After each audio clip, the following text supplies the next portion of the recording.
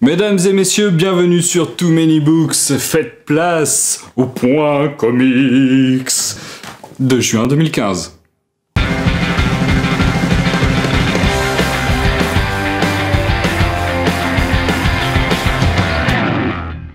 On commence tout de suite avec Justice League Saga 20. J'ai commencé à lire et je me suis surpris à survoler tellement je me faisais chier. J'ai pas fini, je sais pas si je terminerai. Tout est naze là-dedans, les dessins sont moches, les histoires sont nulles. Avec la Justice League, ça commence à arriver vers quelque chose. Et comme de par hasard, Lex Luthor, c'est un gros connard. Ouh, surprise. Batman hors série 7, Batman Saga hors série 7, on attaque l'arc Future Ends qui se passe 5 ans dans le futur.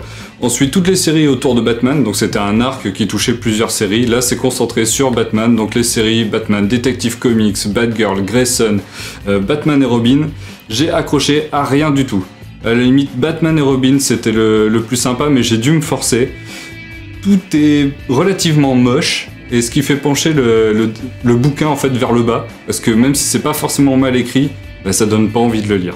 Spider-Man hors série 5, si je me trompe pas, oui. Donc une saga complète qui s'appelle Learning to Crawl.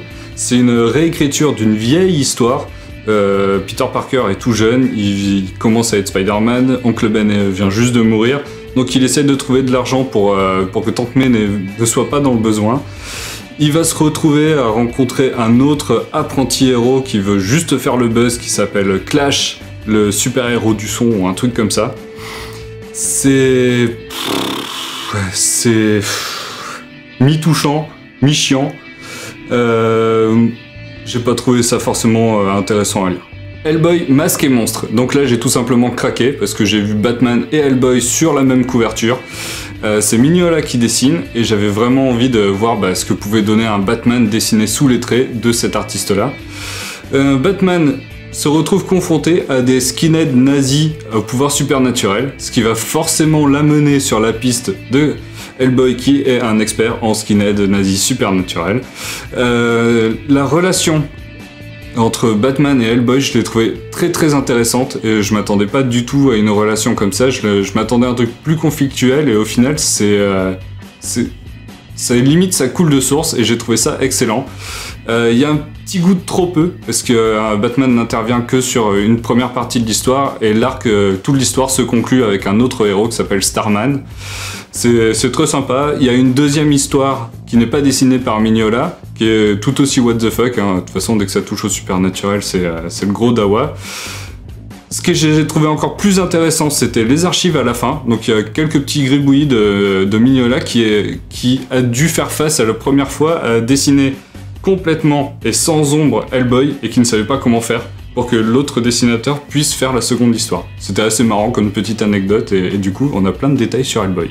La mort de Wolverine 2, donc c'est la suite de ce dont je vous ai parlé le mois dernier, toujours par Charles Soule et Steve McNiven. Putain que c'est beau, putain que c'est touchant, putain que tu dois le lire.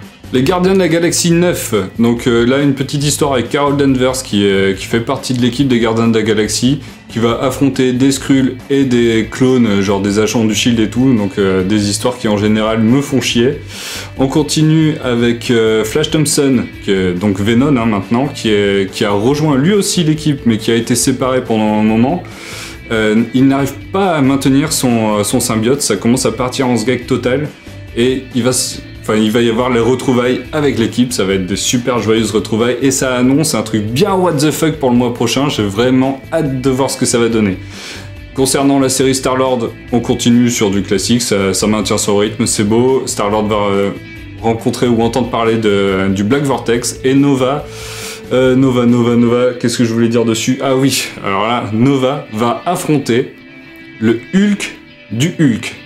Oui, le Hulk du Hulk. Nouvelle sortie librairie chez Panini, Ghost Rider tome 1. Ghost Rider a changé, c'est un nouveau, ce n'est plus le motard, mais c'est un membre maintenant de la famille Fast and Furious, il conduit une grosse bagnole. Le héros a changé, c'est un latino, un mécano qui est assez touchant, qui doit s'occuper de son petit frère qui est handicapé et tout, donc un petit peu de pathos pour rendre le truc intéressant. C'est une grosse ambiance lucha libre. Forcément, vu que ça touche à des latinos, voilà, grosse ambiance lucha libre. Le dessin est très très sympa, très orienté cartoon, mais un peu fouillis par moments, tellement il y a de détails et ça nous perd un petit peu, ça aide pas à la lisibilité des scènes. Et l'histoire est un peu banale, hein. Dès que ça touche encore des latinos, on est autour de gangs, de drogue et de violence. On retourne sur du mensuel avec l'événement Axis dont je vous avais parlé le mois dernier.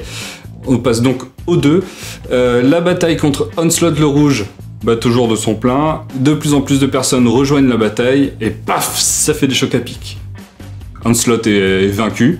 Maintenant, tout le monde se pose la question de qui a le droit de l'enfermer, qu'est-ce qu'on va faire de lui, parce que vu qu'à l'intérieur c'est Crâne Rouge, un ennemi régulier de Captain America, mais avec le cerveau de Professeur Xavier, ben voilà, il y en a deux camps, hein, je vous laisse imaginer lesquels, qui sont en train de se tirer un peu dans les pattes, mais surtout, on dirait qu'ils sont tous devenus des gros connards. Donc j'ai vraiment hâte de lire la suite. Superman Saga 18, c'est la fin de Superman Unchained, dessiné par Jim Lee. C'était mignon mais un peu facile, je déteste quand on introduit des personnages et qui disparaissent aussi vite. C'est hyper cliché quoi. La série Superman dessinée par Romita Jr.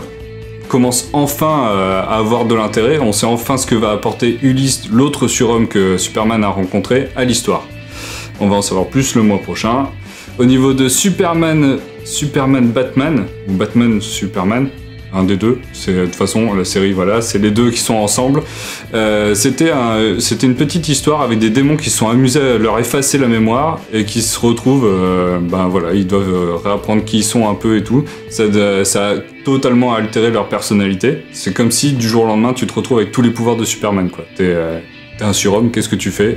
Qui tu rencontres, qu'est-ce que ça donne et tout. C'était un arc plutôt mignon. Après, ben, les autres séries dedans, Supergirl et tout, ça passe. Globalement, il est pas mal.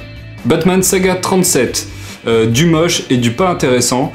Batman qui affronte Wonder Woman, Aquaman et une introduction à Superman pour le mois prochain sous les traits de Greg Capullo, c'est plutôt sympa. Ça annonce le retour d'un mec un peu foufou, si vous voyez ce que je veux dire, qui a un sourire comme ça. Enfin, un truc du genre.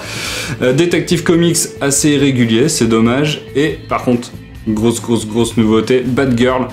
La dernière fois, je vous avais dit qu'ils avaient tous l'air de gros trisomiques. Ben, ils ont dû m'entendre, ils ont changé d'équipe. Et c'est la version toute mignonne de Batgirl qu'on voit habillée en violet et tout, avec sa petite cape jaune et tout. Ben voilà, on attaque les épisodes, l'arc narratif avec cette Batgirl-là, la nouvelle équipe créative, et ça commence très très bien, c'est vraiment bien. C'est dans l'air du temps en plus, avec la protection des données personnelles et tout. À lire. Pour conclure ce point comics VF de juin 2015, c'est un mois plutôt bof au niveau surtout DC Comics, hein, c'était chiant à mourir. Va falloir se réveiller un petit peu. Axis et la mort de Wolverine, c'était génial. Et par rapport à l'épisode d'avant, je sais pas si vous avez remarqué, mais j'ai pas parlé que de mensuel, j'ai parlé aussi de sorties librairie. Donc voilà, c'est quand je vous dis que je parle de tous les comics que je lis, c'est vraiment tous les comics que je lis. Merci à tous, n'hésitez pas à vous abonner à la chaîne, n'hésitez pas à commenter, me dire vos coups de cœur, etc. Et on se retrouve pour le prochain épisode. Ciao!